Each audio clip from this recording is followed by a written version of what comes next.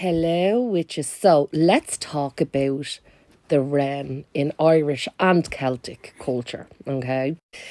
Go make yourself a cup of tea. This is going to be a long one. This little guy has lots of stories attached to him. Let's put it that way. Okay, did you get your tea? Right, let's go. So the wren has many names, okay? It is known as Little Druid or the Druid's Board, the Prince Board, the King's Board. And it has so many different stories and tales throughout Ireland alone, never mind the rest of the Celtic countries, okay? So I'm going to start with the easiest thing. What would we use the wren for in witchcraft? Fertility, abundance, luck, or not so lucky, taking someone's luck away. It is Ireland. It's what we do. Regeneration, rebirth, abundance.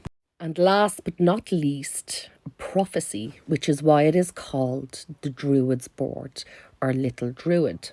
So for a little board, anyone that's heard the wren knows it has a fairly loud song. It has a loud voice, and divination would be done from the voice. Now, I did go look it up. I don't know the divination off by heart, so I'll read it out. Hold on a second.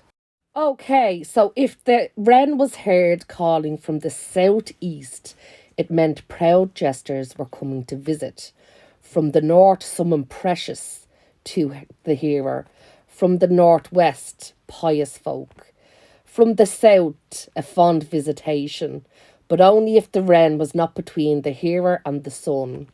From the east signified the arrival of poets. However, hearing the wren calling from the west was bad, as it heralded the arrival of the wicked kinsman. Okay, so now we're going to talk about the main story of the wren. It is known in all the Celtic countries, but depending on what Celtic country, the story of how the wren got the name King of the Boards changes. So I'm going to tell you the Irish version, okay? Now, this could be shared with other Celtic countries, but I'm only going to speak on Ireland, okay? So all the boards got together and they decided that whoever could fly the highest would be given the title King of the Boards.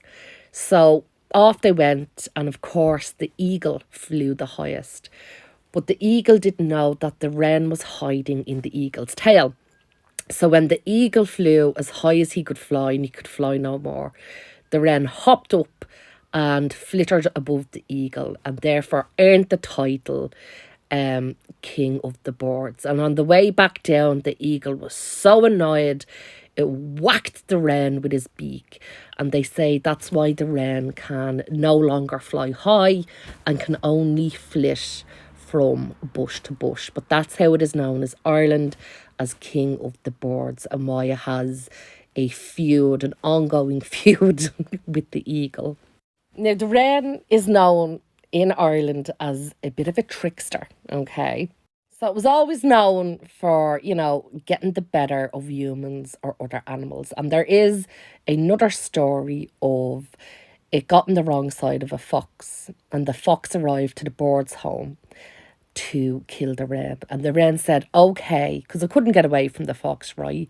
It was like, you can come in and get me, but only if you promise to not hurt any other member of my family. So the fox was like, okay, I agree. So in the fox went. But of course, the wrens have notoriously large families. They lay about 11 eggs, 11, 12 eggs, okay? So all the wrens were lined up. You couldn't tell one from the other. So the poor fox had been outwitted.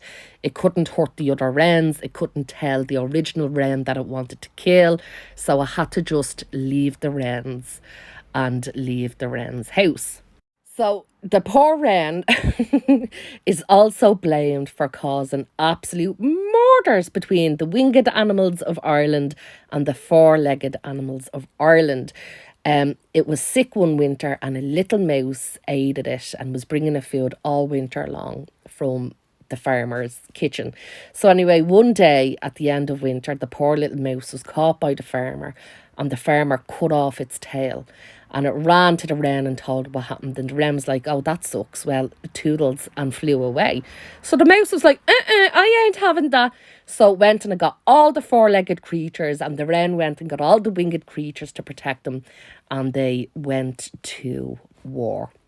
Now, the four-legged creatures were winning, and at the end of the battle, as it was coming to an end, the bee was like, nah, I'm taking the winged animal's side. And it joined in the fight and put it in the favour of the winged animals. And that's why the winged animals rule the air and the land, and the four-legged animals can only rule the land.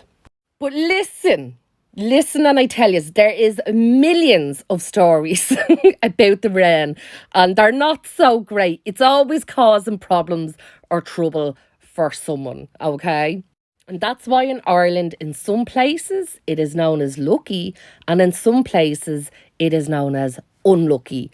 And that leads us into the last thing I'm going to talk about, and that is the Wren boys. So in the picture above are Irish Wren boys. So this is a tradition that takes place on St. Stephen's Day. And if you get upset with cruelty, I would not listen to the rest of this TikTok because it is cruel, okay? I think it anyway. So leading up to St. Stephen's Day, wrens would be caught and killed all over Ireland to be paraded around on a holly bush. See the holly bush there being held up? The holly bush would be decorated with ribbons, and in most parts of Ireland, a dead wren would be attached to it. And the wren boys would go around door to door, singing songs and playing musical instruments. The wren, the king of all birds, on Stephen's Day was caught in the fours. Though he is small, his family is great, so if you please, your honour, give us a treat. On Christmas Day, I turned a spit, I burned my finger, I feel it yet. Up at the kettle and down with the pan, give us some money to bury the wren.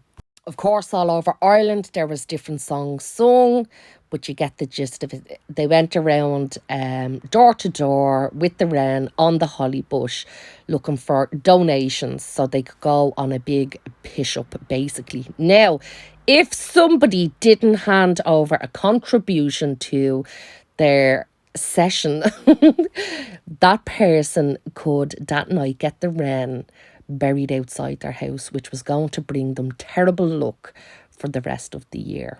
Now, some people say, although this is not proven, that this tradition is an ancient Celtic tradition going all the way back to the Stone Age, where it is symbolic of the coming of spring, of regeneration, renewal, and new life.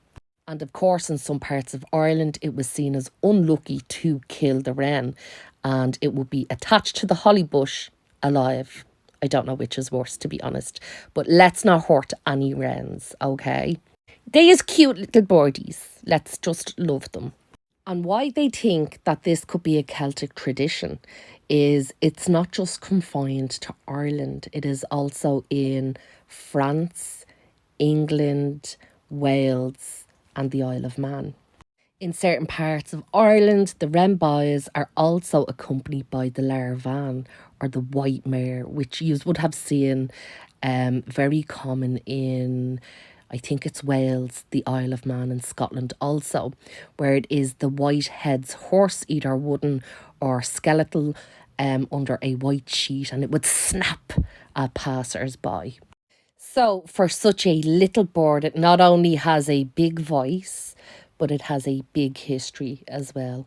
Now, this 10-minute TikTok is nearly up, but there is a lot more to the wren. If you're interested, go and look it up, okay?